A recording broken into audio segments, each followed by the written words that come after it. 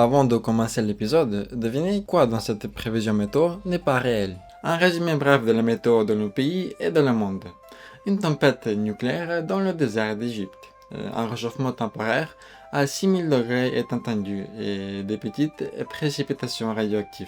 Et pas besoin de s'inquiéter, ce sont des travaux nucléaires planifiés. En Méditerranée, le satellite Zima 3 a concentré un rayon solaire de 1 km sur la mer pour évaporer une partie d'eau. L'humidité augmentera jusqu'à des niveaux maximums et restera ainsi jusqu'à la fin de la semaine. En Sibérie, comme toujours, des jungles. Un courant chaud a fait fondre les glaces polaires et la température a augmenté à 36 jusqu'à 40 degrés. Le dernier iceberg sur la planète a fondu. Félicitations à vous. La météo à Paris est ensoleillée. Comment c'est possible? 20 000 tonnes de ciment ont été larguées depuis un avion, directement dans les sacs. Voilà comment il s'avère facile de corriger la météo à Paris. Alors, êtes-vous prête à découvrir ce qui est dans cette prévision météo ne peut pas être vrai? En réalité, tout cela est possible si vous avez un peu de folie, une montagne de ressources et une bonne paire. Maintenant, vous allez découvrir comment créer un nouveau continent, où placer un miroir pour refroidir la Terre, comment une montagne peut invoquer la pluie, pourquoi inonder le Sahara est nécessaire, comment allumer une cigarette depuis une voile spatiale, ce qu'il faut construire pour que les palmes poussent en Sibérie, pourquoi les scientifiques veulent faire exploser un loup, s'il est possible de nager dans un lac nucléaire, Seigneur, tant de choses, et comment ne pas devenir un super vilain.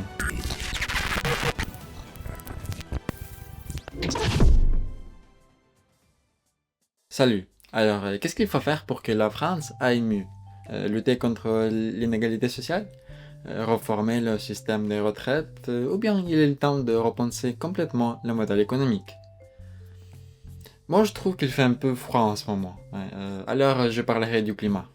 Par exemple, pensez-vous qu'il est possible de changer le climat pour que Magadan et le Canada deviennent subtropicaux? Imaginez par exemple la vue depuis une fenêtre d'un appartement typique soviétique. Et là, une palme, les oranges poussent, il suffit de tendre la main. Et pas besoin d'acheter de manteau d'hiver, un t-shirt pour tout l'été et des déodorants introuvables. Bref, toute la Sibérie et l'Arctique deviendront des vergers tropicaux. Et si je vous disais que pour cela, il suffirait un simple trait sur une carte? Des ingénieurs soviétiques l'avaient déjà dessiné, et ici, cela semble impossible, mais si l'on construit un barrage en béton de 88 km à travers le détroit de Bering entre la Russie et l'Alaska, les hivers commenceront à se réchauffer en quelques années. Et comment ça marche? Je vous explique. Le barrage bloquerait le flux d'eau froide de l'océan Pacifique vers l'Arctique. Pendant ce temps, les courants chauds de l'Atlantique réchaufferaient le nord. Mais ce n'est pas tout. À l'intérieur du barrage, ils veulent installer des pompes pour renvoyer les eaux de surface refroidies vers le Pacifique, empêchant le climat de se refroidir à nouveau. Pour vous, ce sont juste des mots sortis de ma bouche. Vous allez les oublier d'ici une minute. Mais pour les ingénieurs soviétiques, c'était normal de réfléchir chaque jour à comment pomper un océan avec des pompes. Besoin énergétique? 25 millions de kilowatts. Et comment les obtenir? Très simple.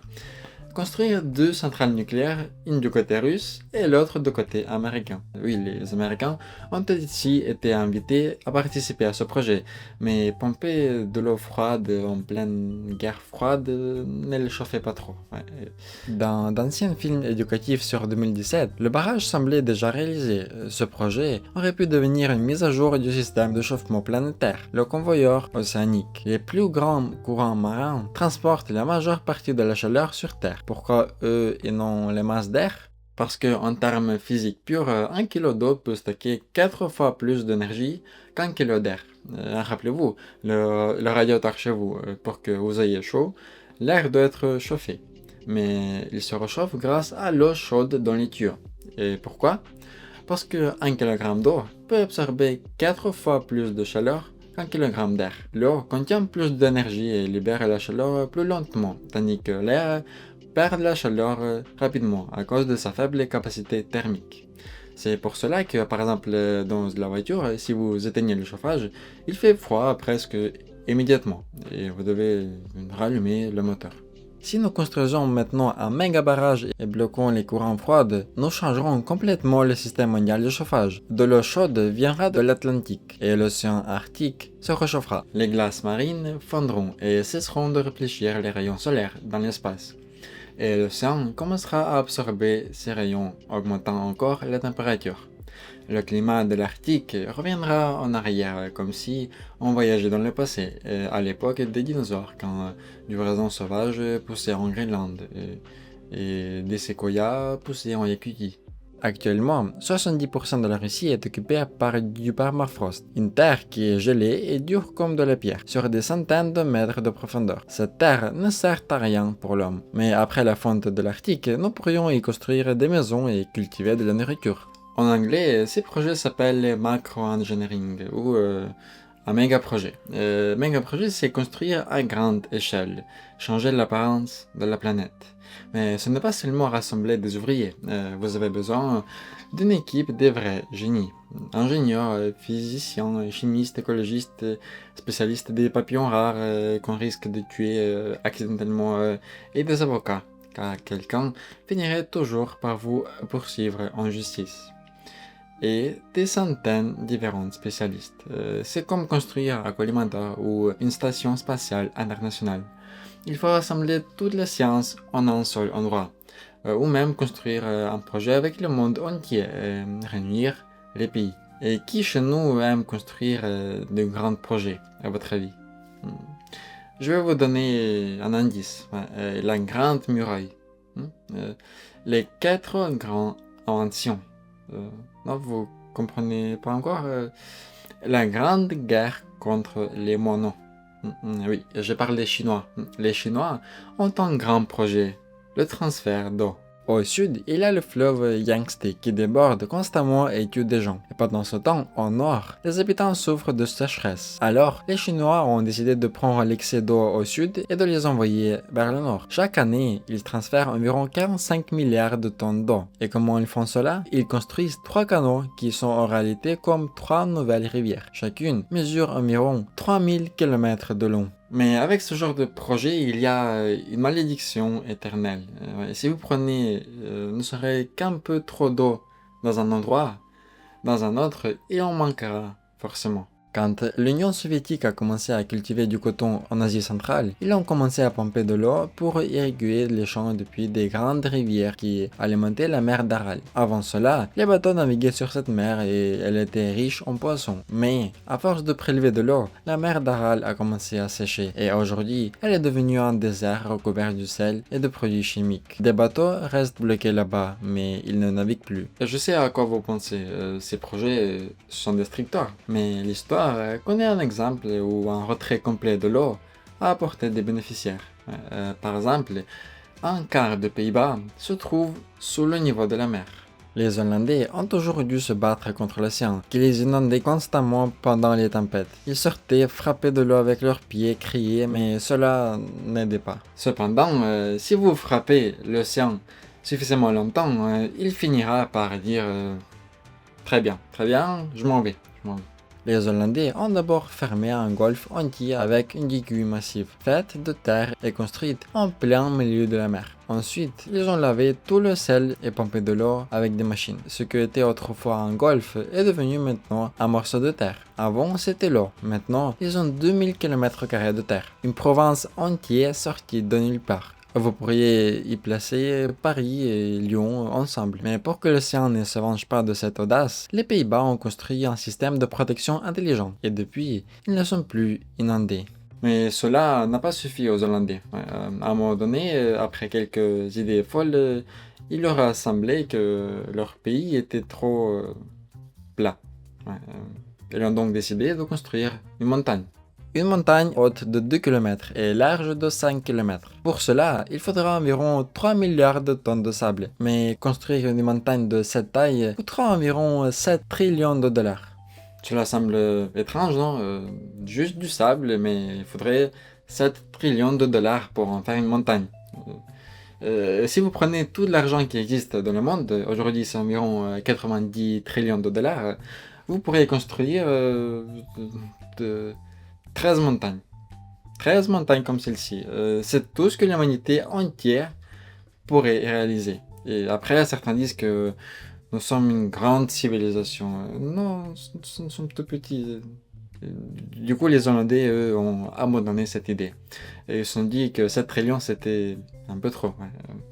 Pourquoi construire une montagne quand on peut juste rester sur son canapé et changer la pelouse dans son jardin? Mais les cheikhs arabes, eux, n'ont pas abandonné. Les cheikhs arabes, eux, veulent construire une montagne. Et pourquoi? Pourquoi il leur faut une montagne? Pour attirer l'argent. Non, c'est pas vrai. La pluie. Ils veulent de la pluie. Une montagne fait que l'air chaud et humide monte le long de ses pentes ou se refroidit et relâche son humidité sous forme de pluie. Créer une montagne artificielle coûte extrêmement cher. Mais si vous réfléchissez, pourquoi s'arrêter là? Pourquoi ne pas aller encore plus loin et de créer un tout nouveau continent? Cela peut sembler insensé, bizarre, mais si on y réfléchit, même une prévision météorologique comme celle mentionnée plus tôt pourrait devenir réalité. Par exemple, si un jour quelqu'un de génial avait proposé à Hitler d'assécher complètement la mer Méditerranée et de connecter deux continents pour installer la paix en Europe, que dirait-il? Ja ou Nein? Dans le livre The Man in the High Castle, les Allemands remportent la guerre et envisagent un tel projet mégalomane. Mais un tel projet a également été discuté sérieusement dans notre réalité. C'est un homme nommé Hermann Sorgel, un architecte allemand, qui l'a proposé. Son projet appelé Atlantropa. Le but de Sorgel était d'unir tous les pays européens qui étaient épuisés après la Première Guerre mondiale, en leur proposant de travailler ensemble sur un méga projet commun. Et pour comprendre ce que Sorgel voulait, il faut regarder la mer Méditerranée comme une grande baignoire. Cette baignoire est remplie de deux robinets, les détroits de Gibraltar et Dardanelles. Si vous fermez légèrement ces robinets, l'eau s'évaporera plus vite qu'elle sera remplacée et le niveau de la mer baissera. Mais au lieu de robinets, Sorgel proposait de construire deux barrages massifs pour bloquer l'eau de la mer. Sur ces barrages, il voulait installer des turbines qui produisent de l'électricité grâce à la pression de l'eau. Ces turbines pourraient produire jusqu'à 10 milliards de watts. C'est comme 55 milliards de bouillards électriques allumés en même temps. Cela représente plus que toutes les centrales nucléaires des États-Unis réunies. À mesure que l'eau de la Méditerranée s'évaporait, environ 600 000 km² de nouvelle terre émergerait, une superficie équivalente à 2 Italies. Sorgel proposait de construire des villes sur de nouvelles terres, d'y planter des cultures et de relier l'Europe et l'Afrique en un seul supercontinent, qu'il appelait Atlantropa. Vous n'aurez plus besoin de prendre un bateau ou un avion pour aller en Afrique. Vous pourriez traverser Gibraltar ou Sicile en voiture pour partir en safari. Cela semblait magnifique, n'est-ce pas? Tout le monde travaille ensemble sur un grand projet, concentré sur une tâche commune. Construire ces barrages. Mais pourquoi ce projet n'a pas vu le jour? Pas parce que les Allemands avaient leur propre idée sur la manière d'unir l'Europe. Elles n'appliquaient pas de barrages, mais des bombes et des tanks.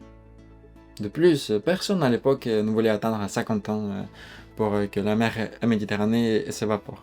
Aujourd'hui, un tel projet pourrait être accéléré et il suffirait d'utiliser quelque chose de simple que nous savons déjà manier. C'est la ville norvégienne de Reykjavik. Elle est entourée de montagnes si hautes que pendant la moitié de l'année, le soleil ne l'éclaire pas. Les habitants vivaient constamment dans l'ombre, ce qui les rendait fatigués et moroses. Et pour résoudre ce problème, ils ont installé sur des sommets de montagnes plusieurs miroirs géants, capables de pivoter pour refléter la lumière du soleil directement dans la ville. Les habitants se sont immédiatement sentis plus joyeux et ont cessé de suspecter leurs voisins de crimes. Vous comprenez où je veux en venir? Le soleil brille de toutes les forces pour nous rendre heureux et nous réchauffer. Mais qu'arrivera-t-il si nous changeons la forme de ces miroirs pour qu'ils deviennent paraboliques, comme des antennes de satellite, et que nous concentrons toute la lumière du soleil en un seul point? Qu'est-ce qu'il va arriver? Cela provoquerait une brûlure au 3e degré. Mais il y aura aussi des bénéfices. Ce serait une source d'énergie infinie. Et cette idée, elle n'est pas nouvelle. Selon la légende, Archimède utilisait des boucliers polis pour concentrer les rayons de soleil et mettre le feu aux navires romains venus conquérir sa ville natale, Syracuse. Aujourd'hui, une version moderne de cette idée existe sous une forme d'un four solaire. Des centaines de petits miroirs sont alignés pour former un miroir parabolique géant. À l'endroit où les rayons se concentrent, la température dépasse les 3000 degrés, suffisante pour faire fondre du métal. Mais qu'est-ce qui va se passer si nous reproduisons cette idée depuis l'espace, en dirigeant ce fuseau lumineux vers la Terre? Il ne serait même pas nécessaire de transporter un miroir massif dans l'espace. Une simple feuille réfléchissante déployée là-haut suffirait. En fait, ce concept a déjà été testé. Un satellite nommé Znamia 2 a projeté un rayon de lumière solaire de 5 km de diamètre sur Terre, grâce à un réflecteur qui mesure à peine 25 mètres. Si l'on modifie la forme du miroir et l'angle d'incidence des rayons, il serait possible d'utiliser cette technologie pour évaporer des réservoirs d'eau entiers. En essence, cela pourrait fonctionner comme un gigantesque humidificateur ou une sorte de sauna. Une idée similaire a été proposée pour la terraformation de Mars. Une structure composée de 300 sphères réfléchissantes pourrait concentrer la lumière du soleil sur une surface d'1 km², augmentant localement la température de 100 degrés. Je comprends qu'on vit tous dans des villes primitives et parmi des méga projets, on voit maximum des nouvelles stations de métro ou de bus. Mais des méga projets réalisables existent. Oui, peut-être pas dans vos villes, mais ils existent. Certains méga projets visent à transformer des déserts en oasis. Par exemple, en Égypte, il existe une vaste dépression naturelle, appelée la dépression de Qattara. Une partie du travail est déjà faite, il ne reste plus qu'à remplir d'eau, mais où on va la prendre? Deux options s'offrent à nous. La première, creuser un canal reliant la Méditerranée à la dépression à l'aide de gigantesques équipements de terrassement. La deuxième, plus radicale, des explosions nucléaires. Oui, des explosions nucléaires, cela rendrait immédiatement n'importe quel projet beaucoup plus spectaculaire. Une bombe nucléaire n'est pas seulement une arme destructrice, c'est aussi un outil polyvalent, un peu comme un couteau suisse. Elle peut devenir même un extincteur. Prenons un exemple. En 1963, en Ouzbékistan, un champ de gaz a pris feu à cause d'une erreur lors des travaux. Une flamme géante de 120 mètres s'élevait dans le ciel. Toutes les tentatives d'éteindre cet incendie, avec de l'eau, du sable ou en fourrant pour détourner le gaz, ont échoué. Pendant 3 ans, le feu a continué de brûler. À la fin, quelqu'un a craqué et décidé de tout faire exploser avec une bombe nucléaire. L'explosion a déplacé les couches de roche, bloquant ainsi l'échappement du gaz. Le feu a été vaincu par une bombe atomique. Comme si on essayait d'éteindre des ailes de poulet épicées avec encore plus de piment.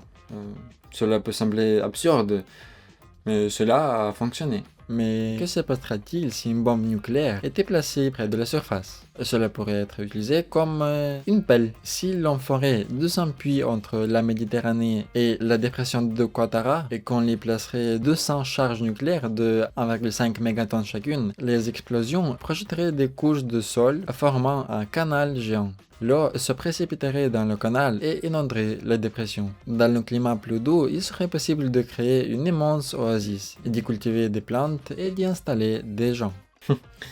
L'idée d'une bombe, ça a même été testé pas en Égypte, mais en Union soviétique, qui a développé des bombes dites propres.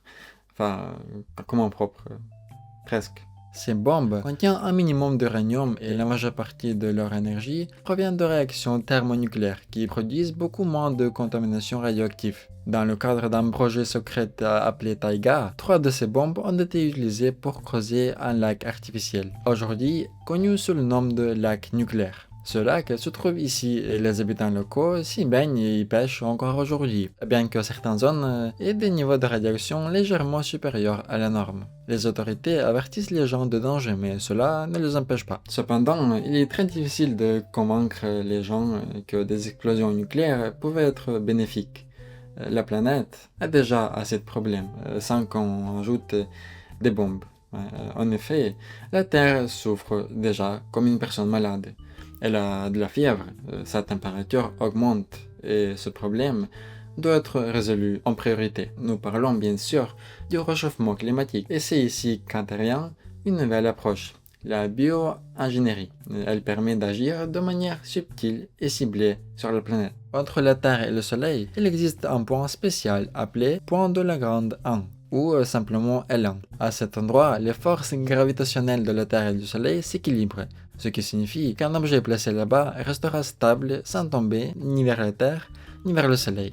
L'idée est d'installer un bouclier géant à cet endroit. Ce bouclier transparent mais légèrement réfléchissant bloquera environ 2% des rayons du soleil. Cela suffirait pour refroidir la planète. Mais quelle sera la taille d'un tel bouclier? Selon les estimations, il devrait être aussi grand que la superficie de l'Inde, soit des milliers de kilomètres carrés. Assembler et envoyer un objet aussi massif dans l'espace et irréaliste avec nos technologies actuelles. Alors pourquoi ne pas remplacer ce bouclier par des milliers de petits miroirs situés sur la Terre qui réfléchiraient directement la lumière solaire dans l'espace? Pour créer un tel système, il faudrait un volcan artificiel. Quoi? Mais pourquoi un volcan artificiel? En 1991, le volcan Pinatubo, situé aux Philippines, est entré en éruption. Il a projeté dans l'atmosphère environ 20 millions de tonnes de sulfate qui ont formé une couche réfléchissante autour de la Terre. Cette couche a fonctionné comme un immense miroir renvoyant une partie des rayons du soleil. Le résultat a été spectaculaire. La température mondiale a baissé de 0,5 degrés pendant un an et demi. Ce phénomène a inspiré une idée, un aérosol stratosphérique ou injection d'aérosol stratosphérique qui consiste à imiter artificiellement l'effet d'un volcan. Mais comment ça marche? Une flotte de 100 avions pulvérisait dans l'atmosphère des particules de sulfate, similaires à celles produites par une éruption volcanique. Ces particules formaient une couche rafraîchissante et réduisaient la quantité de lumière solaire atteignant la surface de la Terre. Pour obtenir un effet significatif, il faudra effectuer environ 60 000 vols. Cela peut sembler beaucoup, mais pour remettre les choses en perspective, chaque jour il y a entre 100 000 et 150 000 vols civils dans le monde. En utilisant cette méthode sur une période de 15 ans, il sera possible de réduire la température mondiale de 0,3 degrés. Mais pour stopper totalement le réchauffement climatique, il faudrait atteindre une baisse de 1,1 degré Celsius. Et quoi? On va avoir un contrôle complet de la planète, non? Nous pouvons faire exploser des choses, nous pouvons humidifier, assécher, tout changer en apparence. Il semble que nous puissions tout faire, non? Mais tout n'est pas aussi simple. Vous devez savoir quelque chose sur le climat. Le climat, c'est un chaos, ou en termes scientifiques, un système sensible aux conditions initiales. Voici un exemple simple d'un tel système. Un pendule double. Et si vous l'avez lancé 2 fois presque avec le même angle, avec une différence de seulement quelques centièmes de degré, la pendule se déplacera de manière complètement différente. Cela devient impossible à prédire. La même chose se produit dans notre atmosphère. Dans cette expérience, plusieurs ballons ont été lâchés côte à côte, avec seulement quelques centièmes d'écart d'entre eux. Et voilà comment le vent les a dispersés, de manière totalement différente. Dans la réalité, il est impossible de prédire ces trajectoires. Et si au lieu de ballons, nous relâchons d'énormes masses d'humidité là où elles ne devraient pas être, ou si nous asséchons un lac ou un réservoir d'eau, de telles manipulations pourront changer le climat aléatoirement. C'est ce qu'on appelle l'effet papillon, lorsque un minuscule impact sur le système complexe finit de bouleverser complètement son équilibre. Dans notre jeu avec le climat, il existe des moments où une telle petite perturbation peut entraîner une catastrophe. Les écologistes appellent ces moments des facteurs critiques. Et à quoi tout cela peut nous conduire? Nous ne pouvons pas le dire avec certitude, mais nous pouvons supposer que cela ressemblerait à ceci. C'est assez compliqué, n'est-ce pas? Et moi aussi, la première fois, je n'ai rien compris. Mais ici, tout est connecté. Un facteur critique en déclenche un autre. Cela inclut la fontaine des glaciers, la mort des forêts amazoniennes, la rupture des courants de l'Atlantique. Au total, il y a 9 facteurs. 9 facteurs de l'apocalypse climatique changeront irréversiblement la planète. Et ces facteurs sont tous connectés entre eux. Quand l'un d'entre eux se déclenche, il en entraîne d'autres. Prenons un exemple. Si les glaciers fondent, l'eau douce se déverse dans l'océan, ce qui peut déséquilibrer les courants marins. La disparition des courants altère la température des océans, ce qui entraîne une modification des systèmes de vent et de précipitations. Les forêts amazoniennes, qui dépendent de ces précipitations, pourraient commencer à mourir et avec elles, le cycle de stockage de CO2 s'effondrer. Ces chaînes d'événements sont ce que les scientifiques appellent des boucles de rétroaction positive. Une fois qu'elles commencent à s'auto-alimenter, elles deviennent presque impossibles à arrêter. Et maintenant, revenons à notre idée d'un volcan artificiel ou de toute autre tentative d'intervention massive dans le climat. Cela pourrait déclencher deux de ces facteurs critiques. La première est la rupture des moussons en Asie et en Afrique. Ces moussons sont cruciaux pour l'agriculture et l'approvisionnement de l'eau de centaines de millions de personnes. Et c'était le premier problème. Le second est celui de la dépendance. Une fois que vous commencez à pulvériser des aérosols, vous ne pouvez plus arrêter. Si les pulvérisations cessent, le gaz à effet de serre déjà accumulé dans l'atmosphère provoque un réchauffement soudain et brutal. La planète commencerait à se réchauffer 5 fois plus vite qu'avant. Ces risques font de l'injection d'aérosols un projet dangereux et controversé. Mais ce n'est pas le seul type de mégaprojet climatique envisagé. Les mégaprojets climatiques ont un autre problème majeur: leur coût. Les estimations varient énormément. Par exemple, un projet visant à installer des miroirs orbitaux coûterait environ 14 milliards de dollars. Mais pour un projet encore plus ambitieux, comme construire des montagnes artificielles, les coûts atteindraient jusqu'à 7 trillions de dollars. À titre de comparaison, ces sommes équivalentes au PIB de pays entiers. Cela signifie qu'il faudra exploiter presque toutes les ressources disponibles de la planète pour mener à bien de tels projets. Mais pouvons-nous modifier le climat sans détruire la planète et sans provoquer de catastrophes? Oui, il existe des approches plus locales et moins risquées. Prenons un exemple. Savez-vous pourquoi il pleut dans les Émirats arabes unis, malgré le fait qu'il n'ait pas construit de montagnes? La réponse est simple. Les Arabes ont devenu accros au sel. On installe un dispositif qui disperse des particules de sel ou de chlore de potassium dans l'air. Ces particules agissent comme des noyaux autour desquels des gouttelettes d'eau s'assemblent. Lorsque ces gouttelettes deviennent trop lourdes, elles tombent sous forme de pluie. Chaque année, les Émirats effectuent environ 200 vols pour attirer les nuages et provoquer des précipitations. Cette technologie est également utilisée en Russie lors des défilés de la Victoire. Des avions dispersent dans des nuages des produits chimiques tels que la glace séchée ou du ciment. Cela force les nuages à libérer leur humidité avant d'atteindre Moscou. Et pourquoi on ne fait pas ça tous les jours à Paris? Oui, c'est exactement ce que vous pensez. Des sacs de ciment sont largués depuis des avions pour disperser les nuages. Cela fonctionne réellement et c'est un exemple d'une intervention climatique localisée qui n'a pas d'impact négatif sur l'écosystème global. Un autre exemple inspirant vient de la Chine.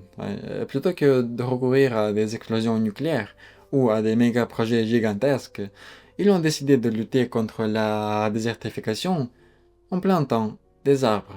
Il y a 30 ans, une région entière de Chine était un désert. Aujourd'hui, grâce aux efforts humains, une seule famille chinoise a planté des arbres sur une superficie de 420 km², consacrant toute sa vie à ce projet. En conclusion, les méga-projets peuvent sembler fous, mais certains d'entre eux apportent des résultats tangibles sans mettre en péril l'équilibre de la planète. Cependant, parmi tous ces projets, il y en a un qui est particulièrement extravagant. Imaginez ceci. Transporter un astéroïde pesant 500 tonnes vers le point de Lagrange L1, entre le Soleil et la Terre. Une fois là-bas, un vaisseau spatial réduirait cet astéroïde en poussière, formant un nuage géant capable de bloquer une partie des rayons solaires et de refroidir la planète. Cela ressemble au scénario d'un film de science-fiction. Il ne manquerait plus qu'à envoyer des mineurs dans l'espace pour extraire l'astéroïde. Ces idées, même les plus extravagantes, servent à rappeler une vérité importante. Réparer les dégâts causés par le réchauffement climatique est extrêmement coûteux et risqué. Il est beaucoup plus simple, plus sûr et moins cher de s'attaquer à la cause principale, réduire l'émission de gaz à effet de serre. Et comme toujours, entraîne ton cerveau et à la prochaine.